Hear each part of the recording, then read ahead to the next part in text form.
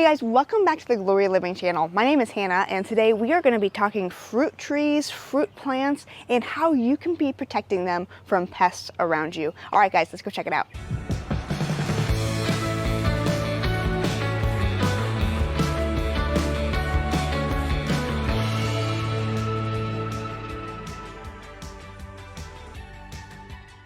I'm really starting to enjoy growing fruit. It's something that has been very intimidating to me and that I've just kind of been winging it while I go through it. I'm still really a novice at all this, but I am learning that one of the really big obstacles of growing fruit is that everything loves to eat fruit. And so you tend to have a lot of pests that come with the fruit, whether it's bushes or trees or whatever, that you have to figure out in your own way how to deter from eating your fruit before you do.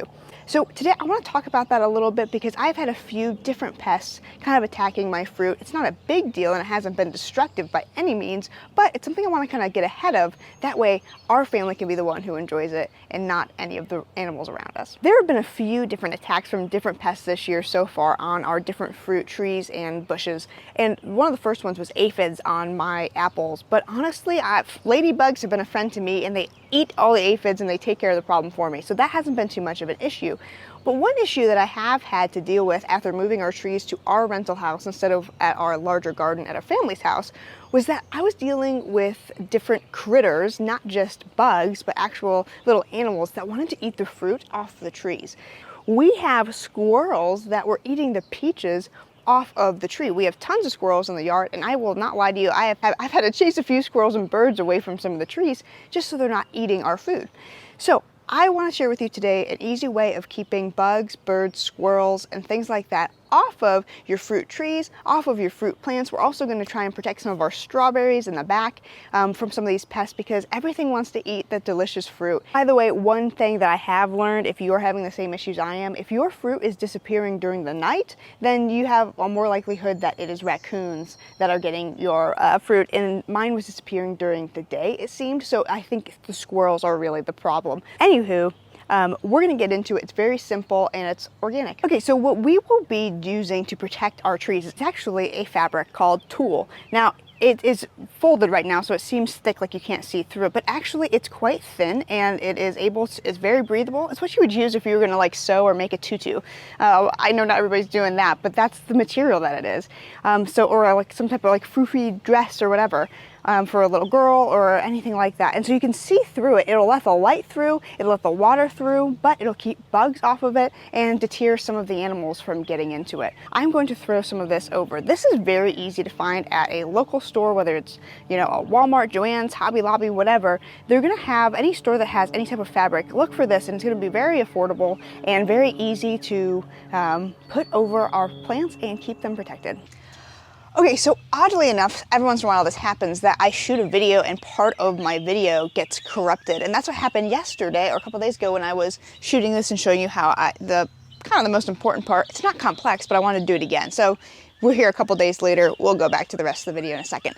Either way, what I did for this tool is I cut out a rectangular piece that would be big enough to go over the peach tree. It's wet now because it's rained, but I was going to redo it so you could kind of see, and I just wrapped it around here. I tried to make it so it was pretty enclosed. I might have to come back and adjust it some more when it's dry so it's a little bit better.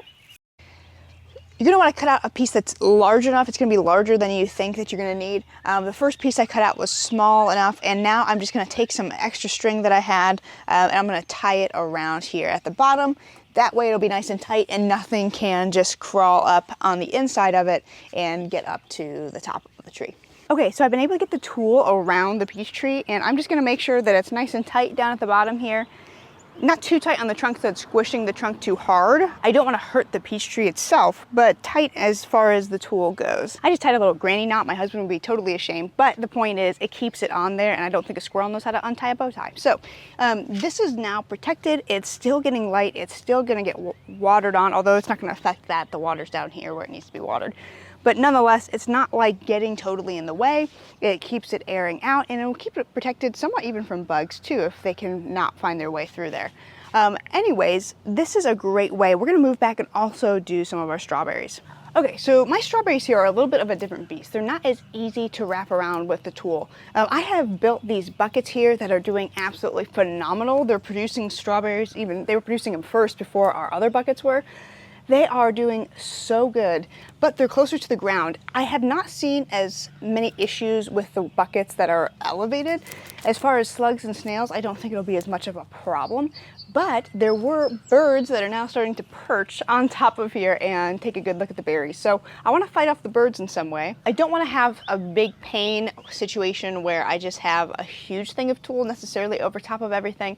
It might end up being that way. I might just cut 6 bigger pieces and wrap around each of the sections, but for now we are going to do our buckets here because they are closer to the ground. Some of them even want to start touching the ground down here. They're doing phenomenal, and I really don't want to share our strawberries with anybody but friends and family. Just want to show you how good these are doing. I mean, they're amazing. There's a few here, brown leaves here, but man, the strawberry plants are doing so good in these buckets, and they're producing, you can see lots of ripening strawberries all around here. They really are doing great. This has been a really great solution for the extra strawberry plants, and they're doing awesome in here too.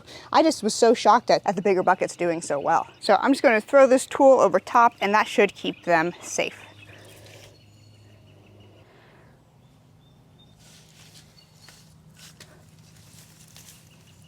Okay, so this will be a great solution for now. You can barely even see the tool on the camera over top of this. This will help kind of keep it a little safer. All I did was tuck it underneath the buckets as well. This doesn't have to be just done with strawberries being grown in containers. If you're growing them on the ground, this is a tip that my friend gave me, to throw the tool over top and just weigh it down with rocks and things like that, and that really helps protect from some of the pests. Berries are something that are absolutely loved by the animals. The birds, the bugs, they love to get into the berries. So it's good to keep in mind having a game plan if you want to grow lots of blueberries or strawberries or things like that, that your birds are going to want to enjoy them too. And there are pests that you don't always think about in the garden until you try growing fruit. Gardening can have its challenges, whether it's starting seedlings, whether it's fighting off diseases, whether it's getting the right soil for your garden. You know what, and then even if you get all that right, at the end you can still have pests that want to come in and eat your food. It's really important to kind of build skills to figure out how to protect your harvest so that you don't put all this work into it to have a little critter enjoy them instead of you. So guys, thanks so much for watching this video. I hope it was helpful to you. I know it's just a simple little quick video, but I think this is really going to protect our fruit from the squirrels, the birds, and just the smaller critters that want to get in and eat our fruit, hopefully. So guys, thank you so much for watching this video. I hope it was helpful to you. I hope this will help you if you're having an issue with some of the smaller critters like birds or squirrels, or even some of the bugs that want to eat your berries or strawberries. And you know, hopefully this tip will work for you, and I'm hoping it'll definitely work for us and keep our fruit trees safe and help us to enjoy a few of those peaches on our young tree. If you enjoyed the video, please give it a thumbs up. Please share it with your friends and your family. And as always, please subscribe to the channel. It's the best way to support us in creating this content for you. Until next time, guys, we'll see you soon.